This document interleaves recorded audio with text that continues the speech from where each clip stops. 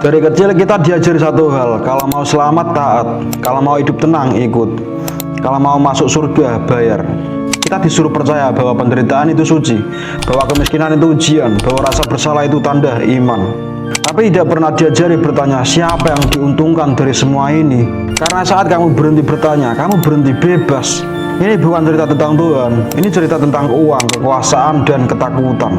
Tentang bagaimana iman diubah jadi alat kontrol, bagaimana keselamatan dibeli harga, dan bagaimana manusia diajari mencintai rantainya sendiri. Kalau kamu masih nyaman, percaya semuanya murni, video ini bukan buat kamu. Tapi kalau kamu siap melihat sisi gelap sejarah, kita mulai sekarang.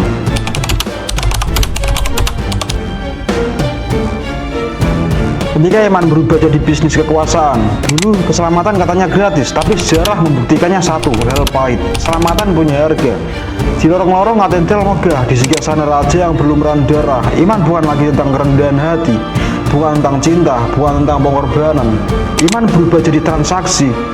Perak, emas, tanah, kekuasaan. Bukan doa yang membangun dinding Vatikan, tapi uang. Bukan iman yang menggemukkan gereja, tapi rasa bersalah manusia yang diperah habis-habisan. Mari kita buka topengnya.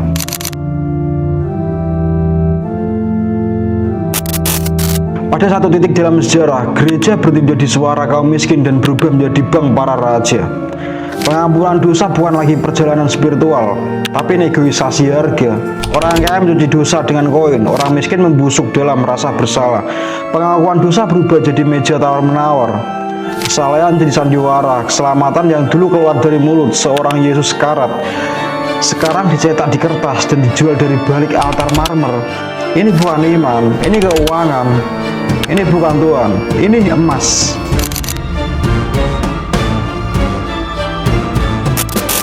Mari kita jujur, jangan sopan. Sistem indulgensi adalah penipuan berjenjang yang dibungkus dupa dan bahasa Latin. Yang di atas, uskup, kardinal, paus, panen, perak. Yang di bawah, petani, buruh, janda, menyerahkan koin terakhir, harapan terakhir, makanan terakhir. Mereka bilang ini ilahi.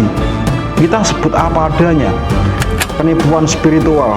Pemerintah keliling desa bukan untuk menyebarkan kabar baik, tapi menagih pembayaran. Setiap koin jatuh ke peti, satu jiwa meloncat keluar dari api. Itu bukan khotbah, itu kampanye penjualan. Gereja jadi korporasi multinasional pertama yang memperdagangkan jiwa manusia. Dan katedral menjulang tinggi, bukan dari cinta, tapi dari keringat orang lapar.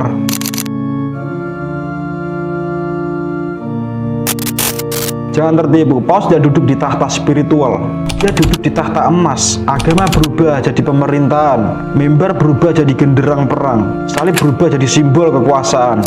Yang melawan dibakar, disiksa, dihilangkan. Inkuisisi bukan soal iman murni, itu soal kontrol. Orang yang bertanya bukan disebut pencari kebenaran, tapi masih Tuhan. Inilah saat agama berubah jadi tirani.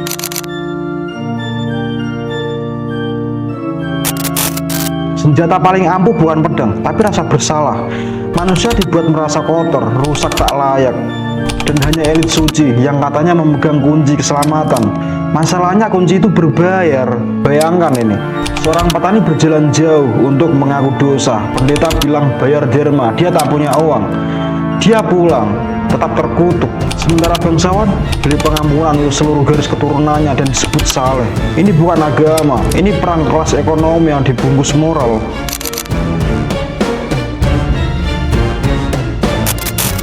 Lalu retakan muncul, lalu amarah meledak. Martin Luther bukan cuma debat teologi, dia menyalakan sumbu. 95 dalil itu bukan kertas biasa, itu deklarasi perang terhadap mesin uang gereja. Reformasi bukan hanya soal iman, tapi kemarahan rakyat yang lelah membayar janji kosong, dan ledakannya mengguncang gereja sampai ke fondasi emasnya.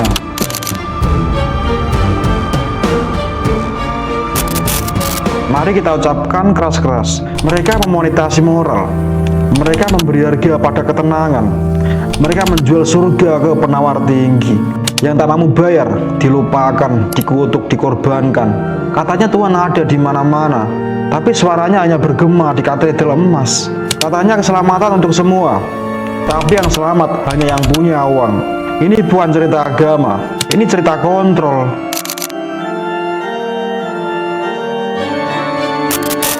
Kira ini selesai di abad pertengahan. Salah besar. Hari ini gereja raksasa, pendeta, jet pribadi, air mujizat harga jutaan.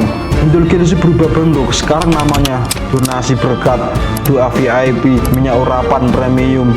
Iman masih dijual. Orang miskin masih diperas lewat rasa bersalah.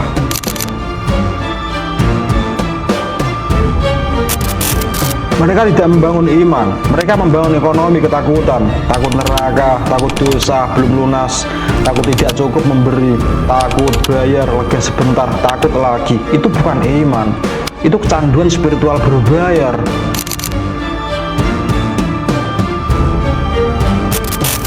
Saat iman jadikan produk, nilai manusia runtuh, tidak ada kebebasan dalam keselamatan berkontrak, tidak ada kedamaian dalam iman berharga. Keselamatan sejati tidak pernah butuh koin. Tapi sepanjang sejarah, jiwa manusia ditukar dengan perak, dan itu bukan kehendak Tuhan, itu kehendak kekuasaan.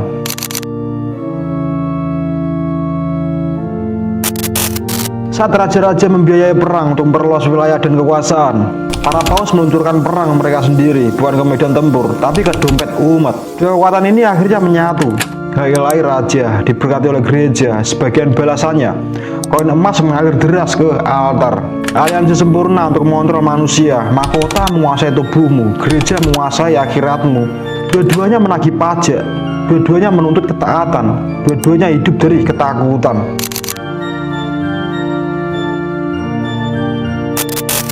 Mari kita sebut dengan jujur, kapitalisme religius, pasar gelap spiritual di mana air mata jadi mata uang, keputusasaan jadi permintaan, dan kemiskinan adalah produk paling laku. Perang salib dibiayai dari penjualan keselamatan. Gereja-gereja megah dibangun dari koin orang putus asa. Pendeta bukan dilatih soal ketuhanan, tapi teknik membujuk dan menekan rasa bersalah. Apa yang kamu sebut iman, mereka sebut margin keuntungan.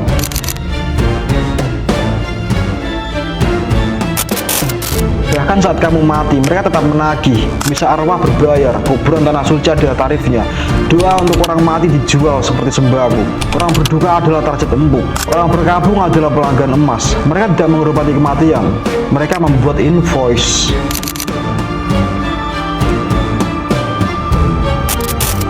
Kalau kamu sayang anakmu, kamu gak mau dia terbakar di neraka kan?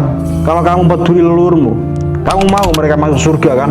Kalau iya, beri lagi, beri lebih banyak. Ini bukan iman, ini pemerasan spiritual. Sistem yang dirancang untuk menghancurkan jiwa dan menguras koin terakhir.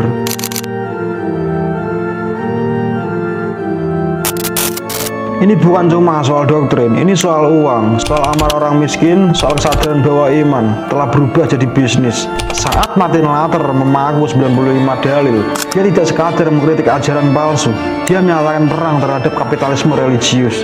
Dia membuka tirai, menunjukkan buku kas, dan berteriak, ini bukan Kristus, ini korupsi.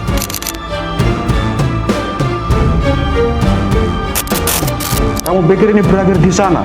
Tidak, dari ini semuanya hanya berganti keemasan. Gereja raksasa, pendeta televisi, layanan berkat online, Injil kemakmuran, produknya sama, skemanya sama, dibungkus lampu LED dan jubah modern. Dibaliknya, koin perak yang sama, membeli anugerah palsu yang sama.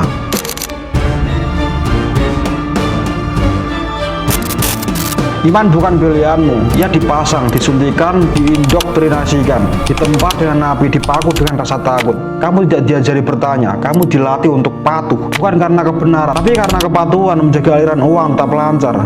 Setiap kali kamu menunduk berdoa, mereka pastikan tenagamu, mereka pastikan tanganmu mengarah ke dompet.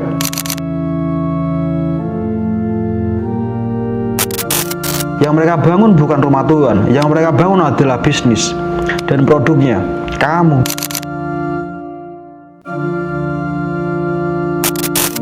Mereka menjual Tuhan pada kita, dan kita membayar dengan jiwa. Tragedi uang kuno bukan cuma perang atau perbudakan. Tragedi terbesarnya adalah ketuhanan yang dijual di pasar. Saat keselamatan jadi produk, manusia masuk ke penjara psikologis paling sempurna. Begitu perak menyentuh altar, iman tidak lagi suci. Ia bermerek, dimonetisasi, dijadikan senjata. Mereka tidak menyelamatkan jiwa, mereka menjual kepatuhan. Kuil jadi berangkas, pendeta jadi bengkir, dan Tuhan jadi mata uang.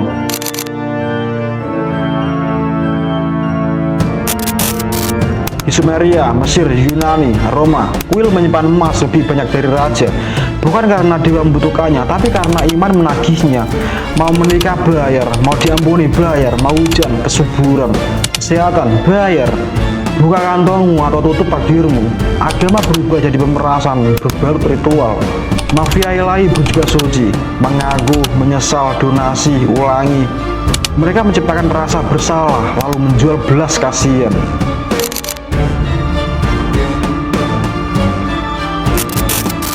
Surga ada tarifnya, neraka ada bunganya.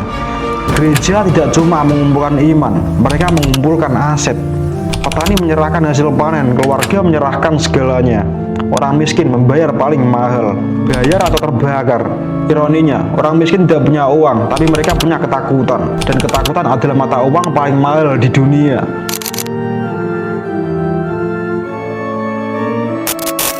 Mereka bilang koin itu suci, bahwa perak membawa restu, bahwa kekayaan tanda kebajikan, kebohongan. Koin tidak pernah suci, ia adalah rantai yang dicetak dengan simbol ilahi.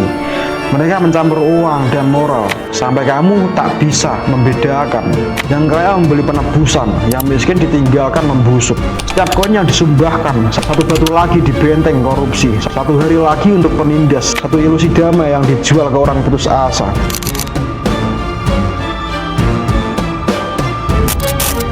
Ini bagian paling gelap. Mereka bukan cuma mencuri harta, mereka menjajah keyakinan. Saat manusia percaya penderitaannya adalah kehendak Tuhan, dia tidak akan memberontak. Saat manusia percaya keselamatan bisa dibeli, dia akan bekerja sampai mati demi harapan yang tak pernah tiba. Ini penipuan paling sempurna dalam sejarah, bukan cuma pajak, bukan cuma kerja paksa, kontrol lewat rasa bersalah, kontrol lewat harapan. Gereja tidak butuh rantai, mereka punya mazmur. Tidak butuh pedang, mereka punya kitab suci. Tidak butuh penjara, karena iman jadikan sel.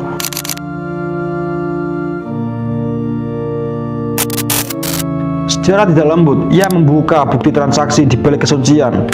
Di Eropa abad pertengahan, petani wajib membayar persepuluhan 10% penghasilan ke gereja.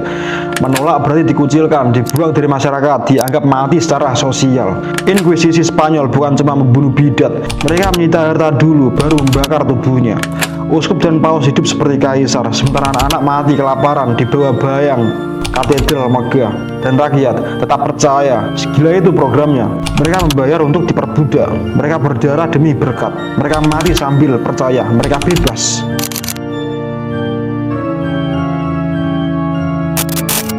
Begitu keselamatan punya harga, kebenaran tidak lagi penting. Moral bisa dibelokkan, etika bisa dibusukkan, keadilan bisa dihapus. Yang penting satu, keuntungan. Itulah sebabnya bidat dibakar, bukan karena salah, tapi karena tidak menguntungkan. Agama baru diburu bukan karena berbahaya, tapi karena kompetitor. Iman berubah jadi pasar, dan pasar memakan segalanya.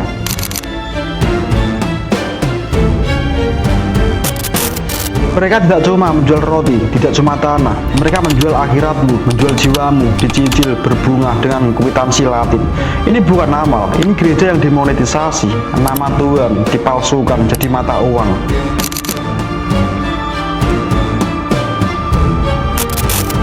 Dosa awalnya kompas moral, pengingat benar dan salah. Tapi saat gereja sadar rasa bersalah bisa dijual, dosa jadi penemuan paling menguntungkan dalam sejarah. Mereka bukan cuma melarang, mereka membuat menu dosa. Daftar harga rasa bersalah, bohong, 3 koin perak, selingkuh, 5 emas, membunuh, tenang. Kami punya paket indulgensi khusus. Pengakuan dosa jadi pasar, pastor jadi broker, pengampunan jadi produk. Katanya keselamatan gratis, tapi gerbang surga dipasang palang tol.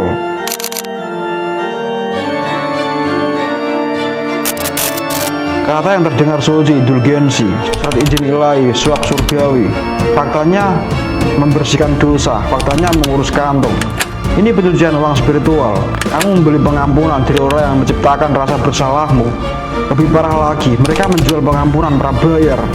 Belum berdosa, bayar dulu. Hidup seperti iblis, mati seperti santo. Mereka menyebutnya iman, padahal itu pemerasan beraroma dupa.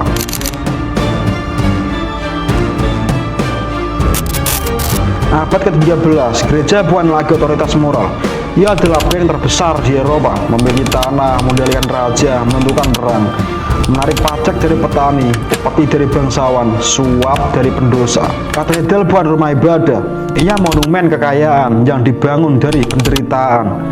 Rakyat kelaparan, altar berkilau, desa runtuh, gereja makmur. Ini bukan kehendak Tuhan, ini strategi ekonomi.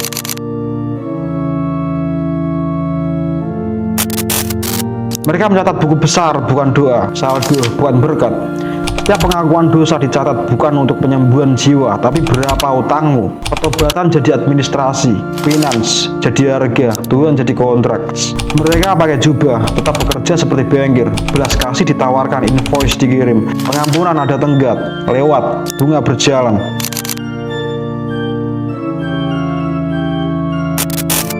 Petani menjual ayam terakhir untuk selembar indulgensi. Bangsa-bangsawan membeli penghapusan dosa satu garis keturunan. Itu bakal jadi produk premium. Surga digentrifikasi, bukan untuk yang rendah hati, untuk yang mampu bayar.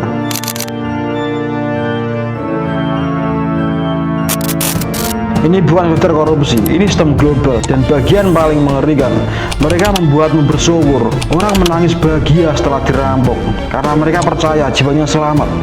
Itu bukan iman, itu perang psikologis, itu pelecehan spiritual.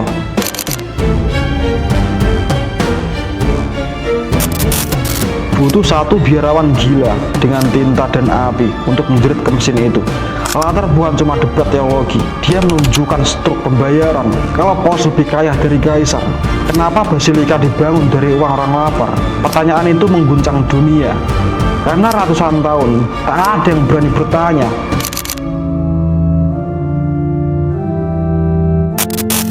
Indulgensi hilang, modelnya tidak. Hari ini persepuluhan, donasi, benih iman, pendeta jet pribadi, gereja raksasa. Mata uang berubah, penipuannya tetap. Kamu masih bayar untuk berharap, masih menyewa penebusan, masih ditagih untuk percaya.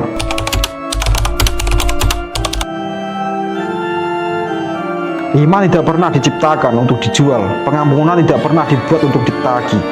Yang ilahi tidak bikin invoice, yang suci tidak memeras. Tapi manusia akan pakai nama apapun, bahkan nama Tuhan, untuk menguasai. Jadi saat seseorang bilang kamu harus bayar untuk keselamatan, tanya satu hal: surga siapa yang sebenarnya kamu beli? Dan siapa yang kaya dari ketakutanmu? Kebenaran terakhirnya sederhana, Tuhan tidak pernah butuh uang. Yang butuh uang adalah manusia yang menjual nama Tuhan. Yang ilahi tidak menagih, yang suci tidak memeras, yang benar tidak butuh rasa takut. Tapi selama ribuan tahun, ketakutan dijual sebagai iman, rasa bersalah dijual sebagai moral, dan keselamatan dijual seperti produk premium. Surga diberi harga, neraka dijadikan ancaman, dan manusia dijadikan pelanggan seumur hidup.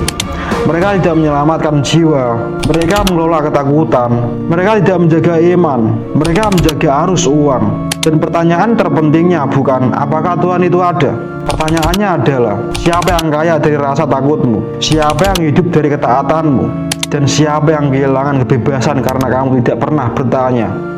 Karena iman sejati tidak pernah memaksa, tidak pernah memeras, dan tidak pernah menagih bayaran. Kalau keselamatan harus dibeli, itu bukan keselamatan, itu bisnis. Dan hari kamu sadar akan itu adalah hari pertama kamu benar-benar bebas.